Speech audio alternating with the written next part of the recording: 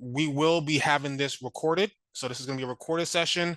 It will be on that FAFSA Ready training page, and I'll drop the link here for the FAFSA Ready trainings, where you can view all of our current trainings, including that FAFSA one, for those of you that need it to help you walk through the FAFSA. But the whole goal of this is to help school counselors, FAPs better understand the ins and outs of the TAP application, and then be able to help students, as they go through it, more for counselors, but FAPs that are here as well for updates. So today is all about TAP, all about the TAP application. Now, we're going to discuss the multiple ways to New York State aid. So the TAP application is an application that allows students to apply for TAP, but it's also a necessary application for all of our other grants and scholarships. We'll briefly discuss the Dream Act, Brenda, briefly, but we'll have another training called the Alternate Pathways to New York State Aid that is happening next week that will go specifically through the entire Dream Act process. But we'll discuss a little bit about the Dream Act today, and then we'll review the TAP application. And then we'll talk about some common errors that we see that students can resolve on their own, or areas that may need assistance from us at HESC, right? But we'll kind of talk through which ones those are and some common issues that students face when trying to correct those errors. So it's open now, as everybody knows. 26-27 FAFSA is open. Our TAP application is open for 26-27. The 25-26 application is also open, so they should be filling out applications as quickly as possible. So if you guys are aware, we are currently ranked 6th in the nation for FAFSA completion, which is great. We were 5th for a little while, but we are now 6th. New Jersey got us. New Jersey came up and took it from us, but we're going to get it back. We're going to get there. So there's 3 pathways to apply for New York State financial aid. And I'm going to break down those 3 pathways to you. So the Dream Act pathway is one that is very helpful for students that have different citizenship statuses or may not meet residency requirements. We now have the alternate eligibility pathway, which is new as of this past year, 2025. And then we have the FAFSA TAP pathway, which is where kind of we'll live today. Now, quickly, the Dream Act pathway is for students who may not meet the residency requirements or do not meet the citizenship requirements for the FAFSA. Students can receive FAFSA and apply for the Dream Act depending on their residency statuses. So we have some students that may have lived in New York their entire life, but their parents has now moved outside of New York State. Now, those students, although they're no longer New York State residents because their parents have left New York State, they can still meet the requirements for the Dream Act and get New York State financial aid.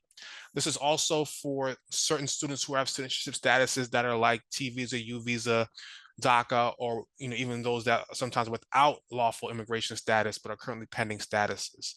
So the Dream Act is a very helpful tool. They have to meet citizenship and educational criteria to apply through the Dream Act. The Dream Act is not a financial aid application in and of itself. It is an eligibility pathway to then apply for the same bucket of funds through TAP. Okay, so Dream Act is open year-round. Students should be applying through the Dream Act. If they have any issues with the Dream Act, they should email apply@ists.org. I'm gonna give you that email address right here. Because HESC personnel does not have access to the Dream Act applications, you will email this email address here, and they will help students process and fix those applications. The same applies for the alternate eligibility pathway. This is a pathway for students who do meet the requirements for the FAFSA for citizenship, but they may have a parent or a spouse who is not a U.S. citizen or eligible non-citizen. These students may have privacy concerns, so they can fill out this application to now apply for New York State aid, but these students are foregoing the FAFSA, right? So they will not be eligible for FAFSA, for federal aid, through this pathway, only New York State aid, right? So if you're interested in hearing more about those, we do have the alternate eligibility pathways that you can view next week. And that will help you kind of walk through these and the TAP application that goes with these programs. Now, what we're here for today is the FAFSA TAP pathway. This is for students who can complete the FAFSA and have completed the FAFSA, and now we're going to apply for state aid.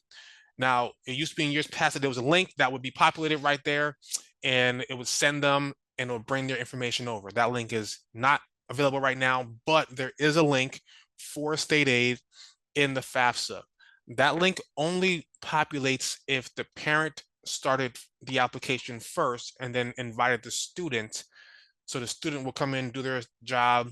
Since the contributor already did their part, there'll be a link there. If the student is doing it first and they have to invite the parent, the contributor, then there will not be a link there. So those students will need to go through our HESC website to apply for TAP after the FAFSA, right? So once again, FAFSA is very helpful, and we'll talk about, you got to mention some things about purging. A lot of times that happens because of the link between the FAFSA and the TAP application. So we'll speak a little bit about that in a minute. So let's go through the TAP application. We start the TAP application here, right? If they go through the FAFSA as a student first, they might see that link, likely not if they're the first one doing it. Then they'll come to our page, right? They should do this about between 3 to 5 days after the FAFSA has been submitted. That gives the FAFSA time to send us the information so we can link it to the TAP application properly. They can hit the Find Aid page, hit Tuition Assistance Program, and then there's a link to apply for TAP. The first thing students should do, especially students that are brand new to TAP, students like high school seniors or even college freshmen that forgot to apply for TAP, they can do so by coming here, and they'll have to enter their user ID. Now, if they don't have one, the link is up top. Now, that fools a lot of people. Even in our training that we have at HESC, we have our trainees go through the TAP application, and one of the things they say first is they typed in the user ID and it wouldn't work, forgetting to hit the top link because they're the first time user. Now we will go through the HESCPIN really quick because somebody mentioned date of birth. Now, one of the first things you have to do is enter your social security number, date of birth, and first and last name. Now, we see a lot where students may enter the incorrect social security number or the incorrect date of birth, right? So it's really important to try to put the correct date of birth and correct social the first time through, but it happens. Recently, I was doing my kids' passports, and I probably messed my oldest son passport up 3 times because I kept putting in it, and I don't know my kid's date of birth. I ain't gonna lie. My middle son, every appointment, he tells the doctors, he tells the nurses the dates of birth because I can't remember them all. I get the years mixed up. So oftentimes when a parent is doing this for their student, they may have multiple children, they may have twins or triplets. In those times, I've seen a lot where they will mess up an SSN with students. So there is a way to correct this, and we'll talk about that in a little bit. But please make sure that they try to get the date of birth in correctly the first time. And then mailing address, right? Wherever they can receive mail is what they should be putting in here. Now to verify, the next thing is to verify their identity. So to verify identity, there's 3 ways to do so. The first is using a New York State DMV issued license. Now that DMV issued license, it could be a driver's license, a learner's permit, or just an ID card. If they have that, they can input that there. If not, they could hit skip. Now, when I grew up, I'm a city kid, I didn't have my license. So the next step is your high school ID. So if a student has a high school ID, they can enter their high school from the drop-down menu and then hit their high school ID number in there. Not every student has that. If neither one of those options work for the student, then they can end up going through the FAFSA. The FAFSA is what we'll use to verify that student's identity. Going back to date of birth and SSN, sometimes the issue is the SSN that is on the FAFSA is different than the SSN that is on the TAP, or the date of birth on the FAFSA and TAP application is different. Anytime it comes to correcting this, now we can correct these dates of birth, we can correct SSNs for a student. It does take some time, but the big thing needs to be the student has to go to FAFSA first. If there needs to be a correction on the date of birth or on the social security number, FAFSA has to be correct first before our HESC staff can make any other corrections. Okay, so just be aware of that. So just a reminder, when you're emailing students, when students are putting in email, their parents are putting in emails, that sometimes if they put the same email for all 2 or 3 students, they're going to end up not always knowing what student that message was for, and that can cause some issues with processing and understanding what the actual issues are. They can put their email in a secondary email. That might be helpful too, but they should use the student's email when applicable. Okay. Now, as for the create a user ID, they need to create a user ID. Now, if there's a certain rules there. If they can't create one in 3 chances, the system will create a user ID for them. Sometimes that's helpful. Sometimes students like that. I know I like that. Just tell me what to do and I'll write it down and I'll be fine with that, right? So that's how some people are. Use passwords. We actually use PIN numbers. So if a student does have an issue with the PIN number, it's the same rules. It will be, 3 times. They have 3 chances. Then after 3 chances, it will be created for them, and they can just write it down and have it on hand for later on. Okay. Now, lastly, they can get notifications for anything that's happening as far as security incidents or general notifications. They can get those sent to them by electing to accept those. And then they should see 2 green boxes that said, yes, we created your account and we successfully sent you an email. Some students don't get that email. Some students may miss that email. If that's the case, they should make sure that that email is correct. They can come back into their HESCPIN account using a user ID and password and update that if necessary. Okay. So now that the user ID is all taken care of, we're going to end up going to and starting the application. They hit start application and move forward. One of the biggest things, hit the right academic year.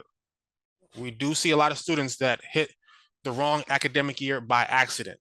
We all make mistakes, right? So sometimes a student will call and say, hey, I'm getting emails about my application and we can't find them. They apply for 25 instead of 26 or vice versa. So we do see that pretty often.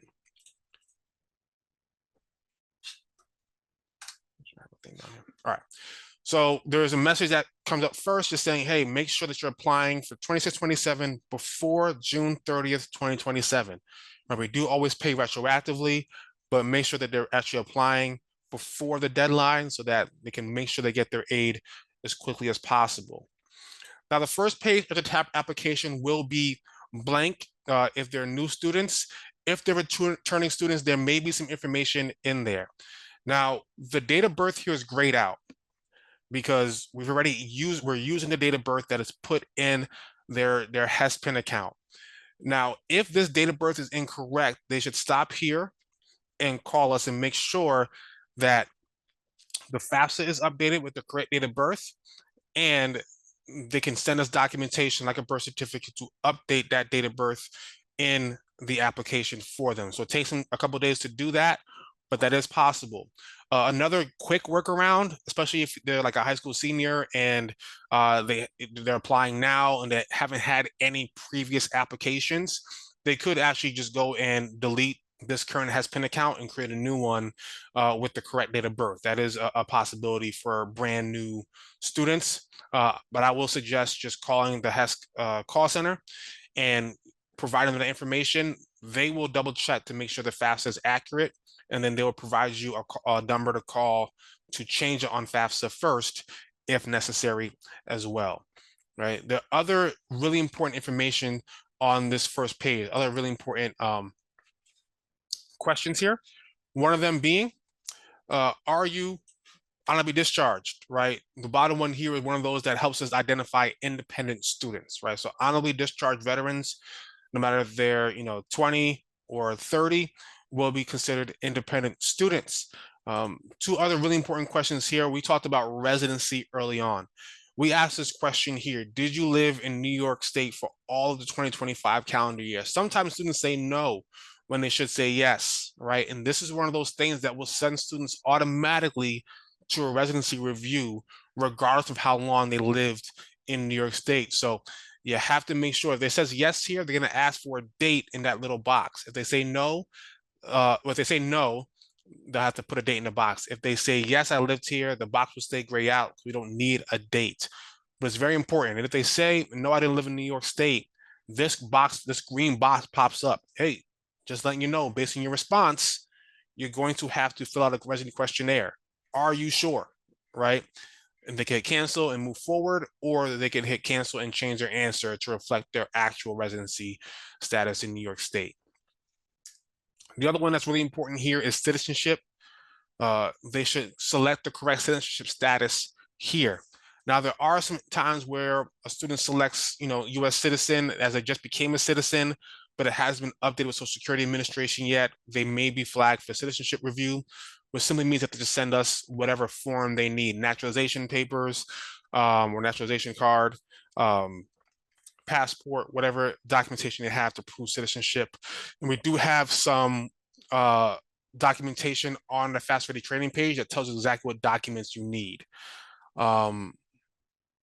Oh, that's great, Zachary. If they're military meet residency requirements, what should they do when they arrive in New York if it hasn't been a year? So military, that's a great question.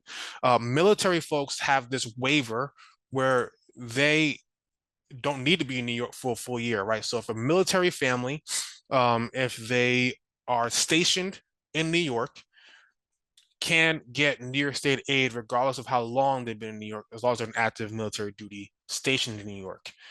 This also happens for those that have been enlisted in New York, but have been stationed abroad, right? So they're stationed in Louisiana, but they enlisted in New York, and now their spouse or their dependent wants to come back to New York for college. As long as the parent is still in active duty and enlisted in New York and they're in active duty elsewhere, that student can come back. For those students, they need to supply either active duty orders if they're stationed in New York on active duty, or a DD-214 is called. That is a military document that tells us where they enlisted from, or the parent enlisted from, and then active duty orders that say, all right, I'm stationed in Germany, but I enlisted in New York, I'm still on active duty, and my kid wants to come back for college, right? So those are the two documents that we'll need for those students to come back. And in the residency questionnaire, it will also ask, military status. And that's another thing that we use, and we'll ask for documentation there, right? So great question, Zachary, there.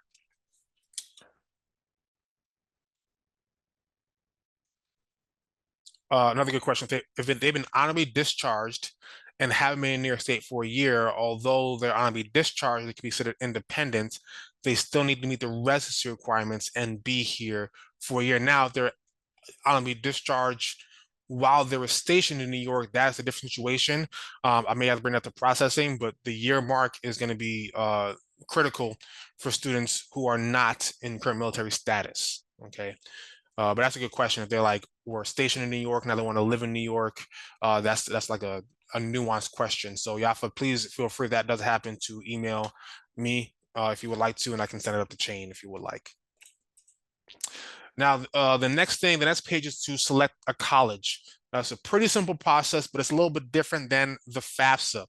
But the FAFSA students are allowed up to 20 schools on their application. Now, it's really important to note that if a student is applying on the FAFSA, they have to have a New York school in their top 10. Those are two really important requirements. A New York school has to be in their top 10, and they have to have New York State as their state of legal residence for the FAFSA to connect with their TAP application. So somebody asks, why is my application getting purged? Sometimes it's because the state of legal residence is not New York, right? And or they haven't listed New York State in the top 10 on their FAFSA. When those two things aren't there, the FAFSA may be there and the TAP may be there, but they will not connect and come into our system. Right, so those are two really important things that students must do to ensure their FAFSA meets their TAP application and actually comes into our system. I see all the time, a student calls in, I filled in my TAP 8 times. Well, you shouldn't be able to fill it out 8 times. Once you fill it out once, it stays there. So if you're able to fill it out multiple times, that may clue you in that your application is not connecting with the FAFSA. Sometimes it's as simple as the state legal residence on the FAFSA is Georgia, Massachusetts, Pennsylvania, and they have to update that. Other times it's maybe a deeper issue, but usually it's a state of legal residence or New York State is not in the top 10 of their college list. Now, with the TAP application, we only allow one school on the application. That's because that is the school that will receive payment from HESC. So whatever school's on this application is a school that we're going to send money to. Now, what if the student switches schools? They can always come back in and switch a school. As long as that school has not gotten paid yet, they can always switch schools. Now, we'll also say that schools that are sent what we call a roster that shows all the students and what money they're getting. If a student's on that roster that doesn't go to that school anymore, that school is going to say, not enrolled and let us know that, right? So the student will be able to come back in and adjust their college. It's pretty simple. They just hit search right here and they'll be brought to a menu that allows them to search by college name. They can put in as much or as little as the college as possible. If they spell it incorrectly, then it won't show up, right? So if they spelled, Oneonta incorrectly, it will not show up on the search. So usually less is better. So they ensure that they find the correct school. And then they select the terms that they are going to attend. We always have students say, I selected the wrong term, what can I do? I mean, the simple thing that they can do is wait till it's processed and come back and they can adjust this. And I'll show you where they can do that later on. Or they can simply talk to their college and the college will be able to adjust that for them on their behalf. Once they select a college and the term, the last piece of the college selection is to input their student ID. We get students calling all the time saying, I don't know my student ID. That's okay. There's a chat box here, especially when students are filling it out early or they haven't gotten their student ID yet. They can hit that chat box and they can complete the application without entering that student ID. It is super important, though, that those students come back and put that student ID in. We don't send students' social security numbers to schools. We don't identify them as socials. We identify them by student ID numbers. So students can have fully approved applications, right, with a full award, but not receive the award because they failed to come back and put that student ID in. Doesn't happen often, but it does happen, right? So make sure they have their student ID in there. They can do it on their own on our HESC website, and I'll show you that towards the end of training here. Now, next is student marital status, right? This helps identify students as independent if necessary. So they can, if they're married in high school, right? I'm watching One Tree Hill, and Nate and Haley got married right in high school, right? That happens. If they're single, they should put single. That just helps us determine, what income we need and if the student may be eligible to be independent based on when they got married in that year. Now, dependency status. This is one that we get so many questions on. I know I can't see the chat now, but I know that you guys did put some questions in the chat about independent status. There are a lot of reasons why sometimes students believe they should be independent, but they are not considered independent in our eyes. And it really comes down to our special conditions that we'll talk about in a little bit. But another thing that we see often is that, when we're hitting that, are you claiming financial independence? It's either a yes or a no. And students will sometimes put yes when they should put no, and vice versa. So they can update it with us if it is done incorrectly. So sometimes students will say, well, I'm independent, why are you asking my parents' information?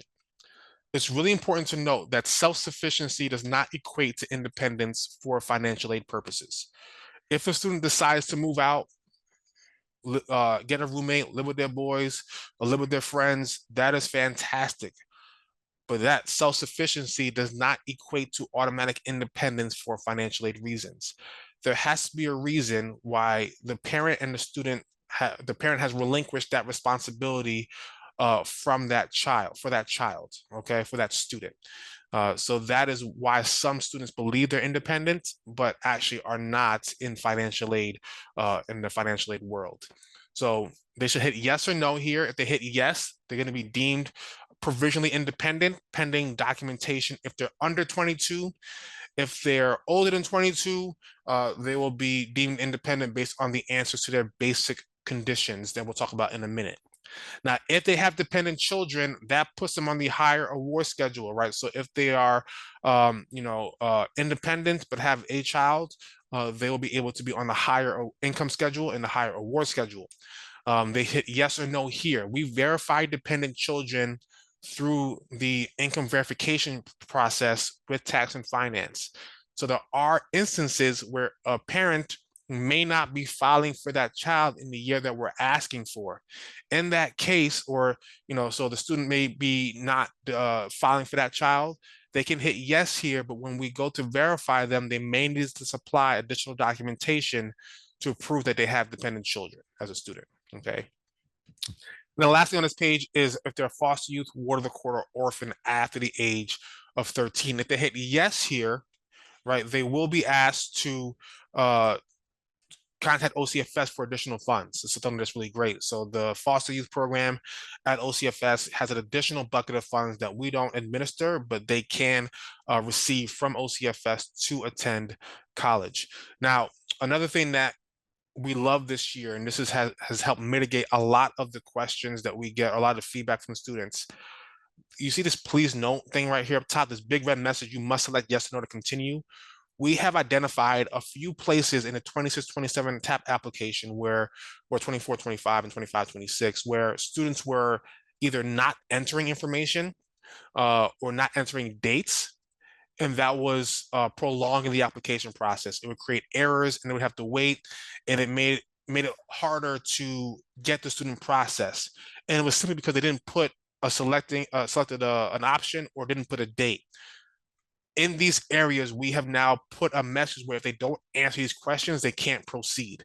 So it's been very helpful in the 26-27 application year, where we're not seeing as many students held up because they forgot to answer a question or they forgot to put in a date that was necessary for processing. Okay. Now, next is the basic conditions for independence. Now, it's really important to note that when we're talking about parents here, we are referring to biological step parents, also adoptive parents if they were adopted before the age of 13.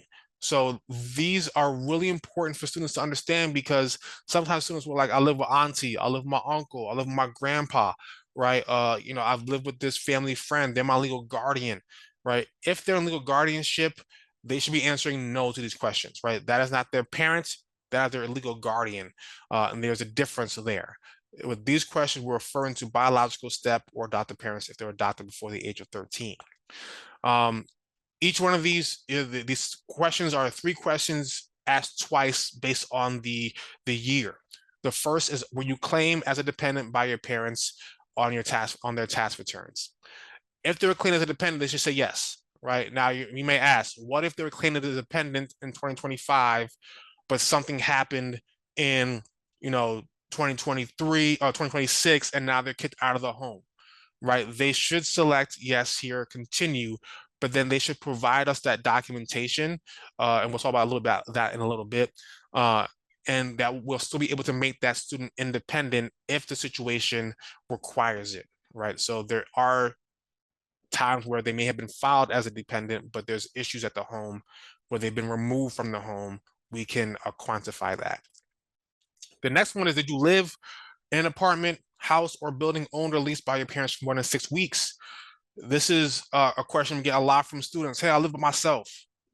Okay, well, where is this, right? The apartment is the same as your parents, or the apartment, the house address is the same address as your apartment, except it's an A and not a B, right? So anytime the parent has any kind of ownership, even if they split rent in the same apartment, right? The student is paying rent with their parent in that apartment. Anytime this parent has ownership, is on the lease, is on the agreement, anytime that happens, the student is going to be deemed as a dependent student, okay? Anytime that happens. So please make them aware of that. We do see that sometimes where students are fighting for independence, and then they realize, well, I still do, I pay rent, pay utilities, but it's with my parents', apartment, or one of the apartments that they own, or a house that they own, or I'm in the Airbnb and my parents are renting for me on my behalf. And the last one is gifts, loans over $750. Now, as a parent, I've seen this. I don't know if you guys have kids that are in youth sports or not. I've seen something on Instagram where the average cost of youth sports per year is $737, and I said, no way. I pay way more than that in my youth sports, right? So, and these things add up. Sometimes students don't understand always that, the gas money, the utilities, the little, here you go for your car insurance. Although the students are bearing a lot of their financial responsibility, the the parents sometimes are helping in ways that amount to way more than 750, right? So that is a question that we can't always quantify, but is there for students to say yes or no. If they answer yes to any of these questions, they will be deemed as dependent students, right? The only caveat to that is students with special conditions. Now, students who answer no to all those questions and are under 22 have to have a special condition to be independent. They have to have one. Now, the special conditions are parents are totally and permanently disabled or declared incompetent. They're in foster youth, ward of court, or orphan after 13. They're receiving public assistance, not food stamps or things like that, not SNAP, under their own self, right? So not as a dependent on the parents, but they're receiving their own public assistance. Or there has been an involuntary dissolution of family resulting in relinquishment of parent responsibility. This is like the unusual circumstance question on the FAFSA. It's pretty much the same question. We have students that, their parents are disabled, right? We have students who a parent is deceased and the other parent has not been in that student's life, right? Those are things where we can kind of quantify what's going on. We do have a training that goes more in depth about special conditions and how we process those, but there is documentation that is paired with each one of these conditions.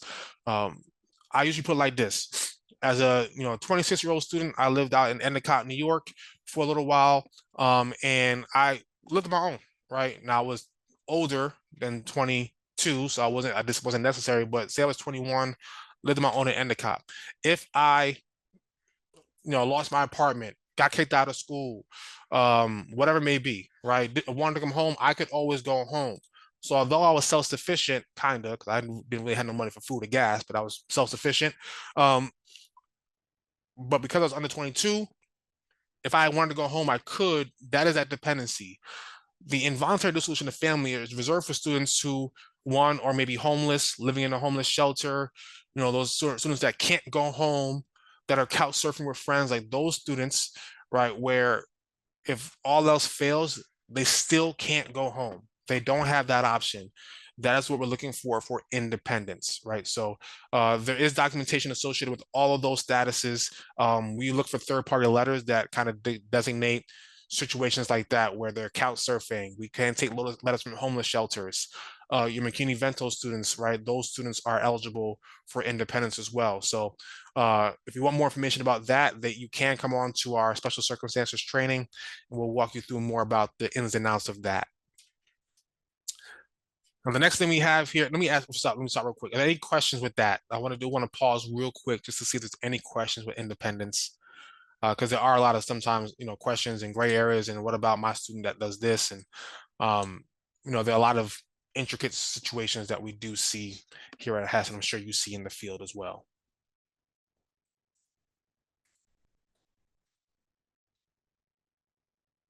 That's a great question. Why don't they qualify for 5665, right? So that is a great question. So independent students who are strictly independent that have that $30,000 income limit, and students who actually are married without dependents, their maximum award is less than the full award. That is based on legislation. That is not based on HESC. That is based off of the legislation. I'm not sure, honestly, why, but the award schedules that have been laid out designate that foster youth ward of the court,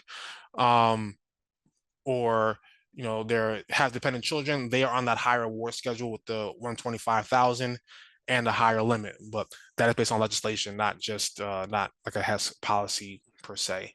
Okay. I would love to change that, Hannah. I would love to change that myself. Jeff, great. Let me see that question. Does HESC rely on somebody to evaluate each case regarding independence? So, Jeff, this is a little bit different than FAFSA. So, on the for your students with the FAFSA, you are the one at the college that is going to be looking at the dependency overrides. When it comes to us, students send us information. So we reach out to students directly when they have a special condition, when they outline something on their application, or whether they call us and say, hey, this is what's going on. We send students a request for information saying, hey, this is what you're saying.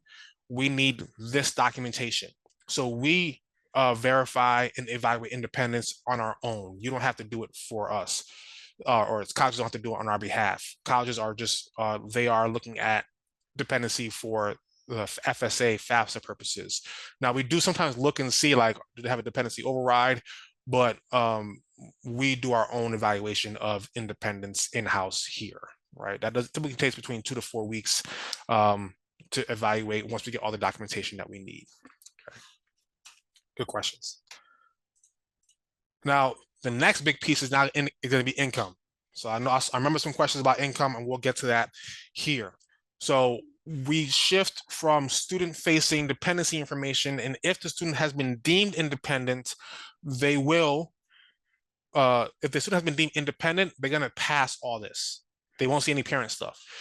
Even if they're provisionally independent pending review from us, they will pass all this. Now, if they're designated to be dependent, then they'll have to come back and enter this information.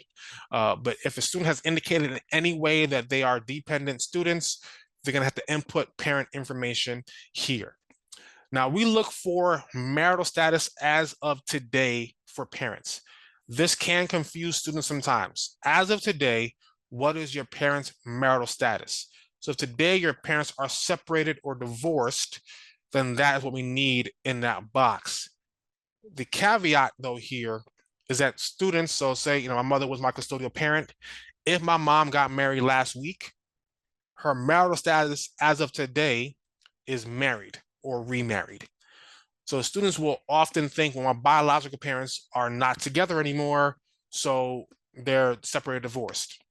If the parent that you're currently living with, right, that's the custodial parent, is now remarried, as of today, your parents are married or remarried. Okay, so that is an important designation for students. We often get, the argument of, well, if we're looking at the 2024 tax year for 2026, 27, they weren't married then. We understand that. But we're using 2024 data to see what may be in the home today. The 2024 tax year is the only tax year that is on file for the entirety of this application cycle. So that is why we use that 2024 year. That's why the FAFSA uses the 2024 year. And we still need to know the marital status as of today, because that's what's in the home today. One of the things that students were often missing, which now presents a message, is this marital status date. So students would sometimes put, my parents are separated, divorced, but then don't put the date in. They'll forget to put the date in. Those applications would come to us, and then they would just sit there because the system didn't know, well, do we need both parents? Do we need one parent? Do I need a request for information? So now there is that message that comes up. You need to put in a date. The date is very important. If the parents were separated or divorced from 2024 till now, we'll need both parents' information. If the parents were divorced 10 years ago, right, then it'll only ask for one parent's information, right? So the date determines how many parents need to be on the application. So it's very important that they put the most accurate date that they can. I've had students be like, I don't know when my parents are separated. And sometimes it's foggy. Right? Sometimes your parents act married, but they're not married. Sometimes, my parents been married for, 40 years, been separated for 37, right? So sometimes it is kind of hazy for students to determine what their parents' marital status is. Ask, right? They should go back, ask the parents, give them a call, give them a text saying, hey, what date did, you get remarried? What date, did the separation happen? And then we'll ask for documentation accordingly. The other question is, do your parents live in New York State? Students answer no here, right? That's going to be an issue because they will not be a New York State resident, right? So now they'll be flagged for residency review. They may be sent to the DREAM Act instead to fill out that application. We do have income adjustments. So I think one of the questions up here was, well, it's not there anymore because my computer messed up. Do you do income adjustments? Yes, we adjust for divorce and separation of parents. We adjust for, spouse. We adjust for death of wage earner, disability. We adjust for IRA rollovers. right? We'll take that away, but we only adjust for what we can quantify, and those are the only 4 reasons, which is different than the FAFSA, right? So when students go to their financial aid professional and say, my dad lost his job, my mom lost her job, this was going on with these medical bills, this was happening. Sometimes the FAFSA can be adjusted based on more circumstances in the TAP applications. Sometimes the students are like, well, they did it for the FAFSA, why not can't you do it for here? Based on legislation, we only have 4 reasons that we can adjust income, and those of them including the IRA rollover, right? So those are our limitations with that.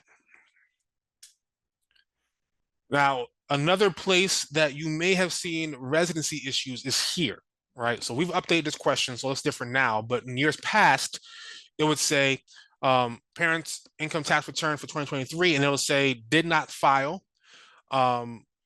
It would say IT 201, and it would say IT 203. We had students that said IT 203, just guessing. I think it's IT 203. I don't even know, right? They don't know the difference between each one. If the student did not file, if the parents did not file, they should hit did not file, and they can continue. We'll ask if they filed the federal tax return instead and move forward. Now we've changed that to file a New York State return. We found that students would input the wrong one. If students had said IT 203, it would flag them for a residency review, because that means you weren't in New York State for the whole year, right? So those are like the little things that flag reviews and that, were a barrier to students that we're trying to remove with each application year. So now they just said, yes, I filed, or no, I didn't. And this is, once again, the parent perspective. And this lets us know if we should find a tax return or go to the federal return in general. If they filed a federal return, they can enter that number there. If they didn't, they just hit did not file any return. If they did not file a New York State or federal return, right, we don't care. Like, we don't, if you didn't file, you didn't file, right? If you should have and didn't, that's on y'all, right? But we're not looking for that. We're just trying to figure out what to look for income. If they didn't file, right, they can select no, they didn't report any income, or yes, they didn't enter that income there. When we go to tax and finance, we're still going to say, hey, this was going on, and they'll either confirm that there's no tax return filed for this person, or they'll say, wait, we have a tax return for these people, right? So they'll confirm yes or no. If they confirm yes, there's no tax return on file, that's our income verification, right? We'll use the income that is put here for the student, for the parents, right? So whatever income they put here is what we'll use. If that income is inputted incorrectly, so sometimes the students misrepresent the amount of commas or dots, they'll put, unreported income of $24,000. When it should be $2,000, right? For argument's sake. In that case, we'll need something to verify that income that came in. Usually it's in the form of a wages and income transcript from tax and finance, from federal, the IRS. Okay, so that's something that our team will work with that student with on how to rectify that situation. For parents that filed, we need the information that is put on the 2024 tax return. All right, so when a student comes to us or comes to you for guidance, have them bring that 2024 tax return, right? That tells you exactly what the marital status is, what the tax return status is. That tells you what their SSN or tax ID number is and that last name. We need it for 2024, not current, which I get. We just ask for current data, current marital status, but we're asking for the name on the previous one, right? We understand that it can be confusing, but the reason is this is what we send to tax and finance. So when tax and finance looks for 2024, they're not looking for the parent name today. They're looking for the parent name on the 2024 tax return so we can verify it. They're looking for the tax ID number or the social security number on a 2024 tax return. So this is often why IVP messes up. It is the wrong return type was designated, the wrong ID number was put in, the wrong last name was put in. These are the things that really make IVP difficult for students, right? They kind of guess sometimes what the parents are saying, or they misinterpret what's being asked here, and they put the wrong information in. Now, the good news is they can call our call center, and the call center will be able to update some information for them if IVP hasn't gone through. If income verification has gone through, they may have to work with our grants and scholarships team or provide a tax return transcript from the IRS to verify that income, right? That's like a last ditch effort, but usually working with our call center, they can update the parent's social, the parent's tax ID number, or the parent's last name to most accurately reflect the tax return. And then usually IBP will actually pick it up after that. Okay. So I know that was a question. Did I kind of cover what the usual mistakes are with IVP? Are there any other questions that you guys have with income verification and how that works? Time is flying. We got a little more to do here. All right, good. So another thing that happens is we ask for the taxable income on line 37 of the tax return. So you don't do income verification to pay for us. We do income verification for through tax and finance. So they can call if they're having issues with income verification. Usually it comes down to that parent last name being incorrect on the tax return. Yeah, so in that case, so you can call the call center right here, and they will be able to update, or they may send a ticket up to update the parent last name or the parent social, things like that. And then it'll go through IVP again, and it should be rectified that way. Okay, but yeah, now we're live, so you can call us anytime, 8:30 to 4:30. And we can help with those kind of situations. Great question. The other one I get often is, a parent will put the wrong income in this line. Right, we're asking for the line 37, but they'll put some crazy number. They'll put 140,000. They'll put something crazy. Sometimes it's not accurate. Sometimes it is. If they here wrong income here, it's okay. Initially, the estimated award that appears on the student's account will come from this line. But we're always going to check with tax and finance to see if that is actually correct. So they put something here and it makes the award the minimum, and they're like, oh no, I put 74,000 instead of 47,000, right? The minimum award, and then what will happen is when IVP comes through, tax and finance will say, nope, that's the wrong number. They'll put the right number in there, and the estimated award will automatically be adjusted. So they don't have to fret. They don't have to call and be like, oh no, I put the wrong number in. Just be patient. Once IVP goes through, it'll be automatically adjusted, and the award will automatically be changed once that happens. Okay, so don't have to fret. Don't have to call. It'll be okay. Okay. If the parents are disabled, we do remove that income from the parent's account. So they have to be totally and permanently disabled. If they're currently pending a workers' comp case that is not finished yet, that is not totally permanent disability, that is pending status. Once they get that designation, though, whether it's through Social Security disability or other methods, they can relay that documentation to us, and we'll remove that parent's expected income from that calculation, right? So anytime the student's parents are totally and permanently disabled and no longer able to work, we do remove that income. They can allow that, they can put that information there when it happened, and then we will reach out for documentation. So in all these times, we've seen stuff like this, or parents are separated, divorced. Once the student submits that application, we send an automatic request for information to that student. So it's very important to look at their email. We send an email saying, hey, we need this information. Or we send a letter out saying, hey, you said this on your application. We need information to process it. Financial independence information, we can't continue processing until we have that information, because that lets us know if we need a parent signature or parent information or not. So it's really important that we send those requests for information out. Students recognize their application is paused until we get that information that we requested. Once we have the information and process it, their application will continue to process, right? But we have to get that information as quickly as possible to process the application on time. Now, from here, we go to the student section. I'm kind of breeze through this a little bit quickly because we're already running out of time. But here, if the student file taxes, they should input that information here. Students make money. There's Twitch, there's YouTube, right? There's TikTok. Students are making so much bread nowadays, and it's great for them, right? If they file taxes, they should put that there. If they didn't file taxes on their own, they should put did not file. We see often where students will put their parents' information again. If that happens, they can call our call center. We can remove that duplicate income from a student's account, only if it is exactly the same. So if students put For their parents, $78,700.23. And then in their own, they put $78,700.23. We can look at that and easily say that was duplicate income. Our grants and scholarships team will remove that duplicate income.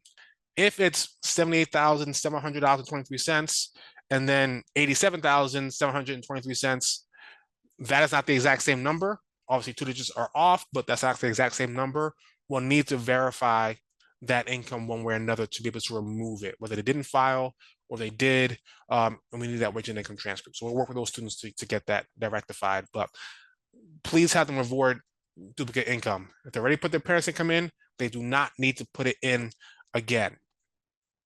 If they're married, they can put the spousal information there.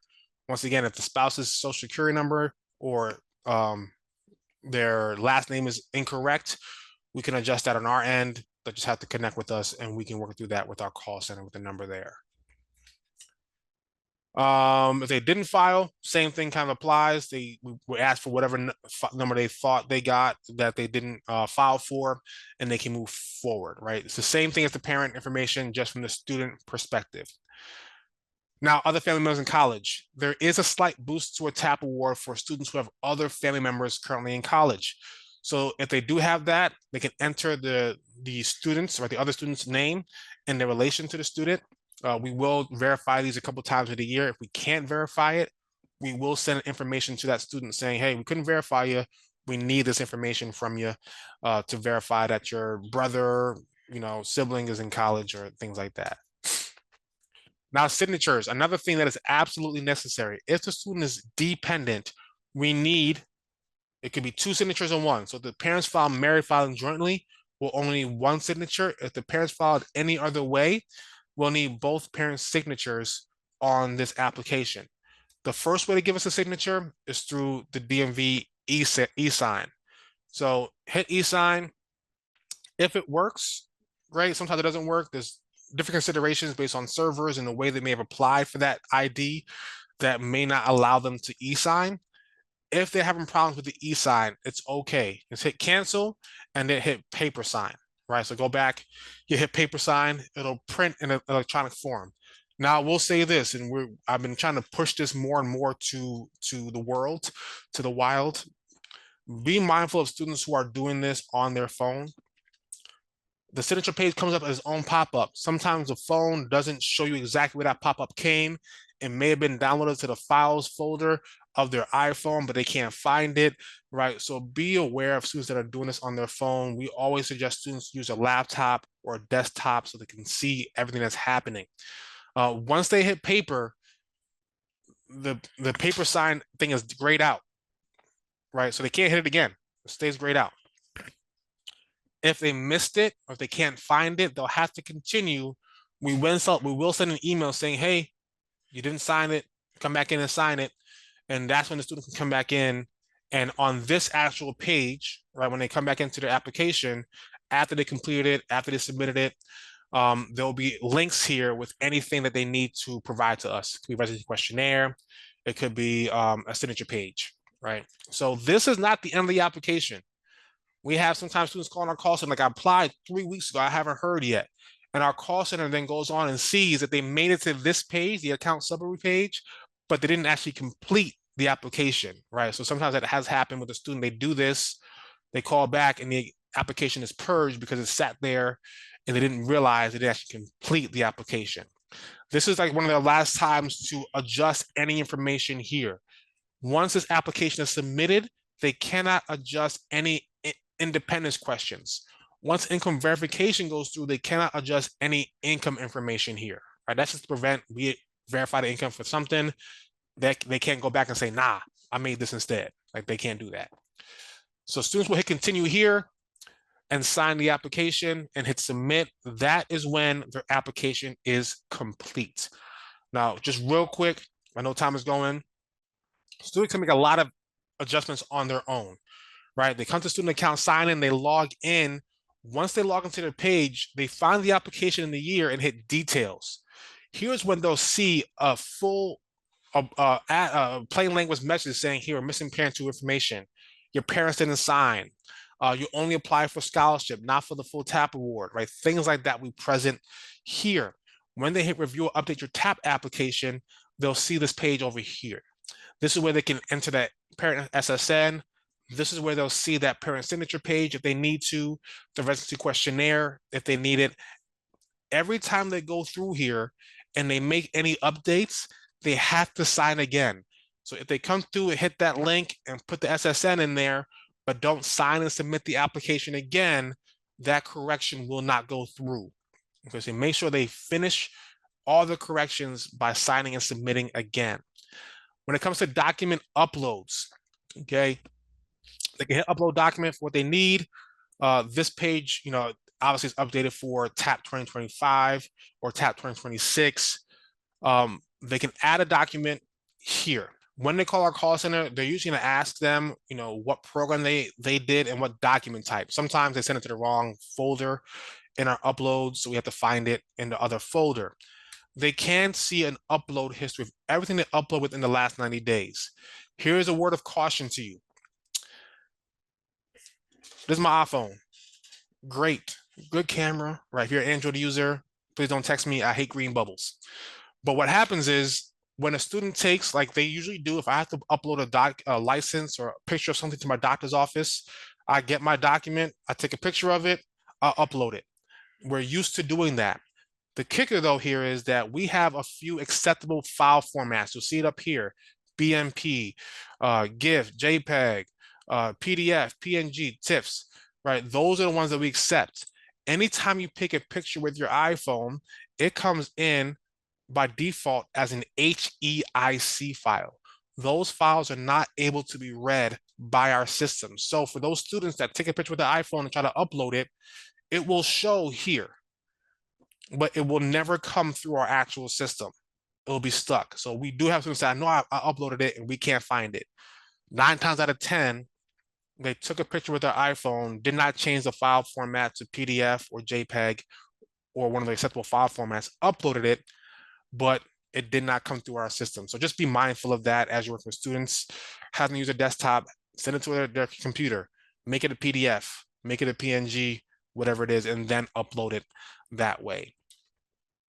Another thing real quick is students can change their student ID number or college code on their own. On that same student account sign-in page, instead of hitting log in, they just hit update college information here, and this will give them a pop-up. They don't have to go through the whole application again. Just hit that pop-up. They can update their student ID number, they can update their terms, they can update their college code all right there, upload it to us, we'll update it within a day or two, and then they have the correct information for their award, okay? Please be mindful, we do have a bunch of trainings and video walkthroughs and resources, PDFs on our FAFSA Ready training page. A couple of them were provided for you. One I'm going to put here in the chat is the top 5 issues that we've seen and how students can fix them on their own, or how they might be able to work with us to fix that issue. That's the one that we have. We also have some information on our DREAM Act and alternate pathways. I'll put in the chat down here as well.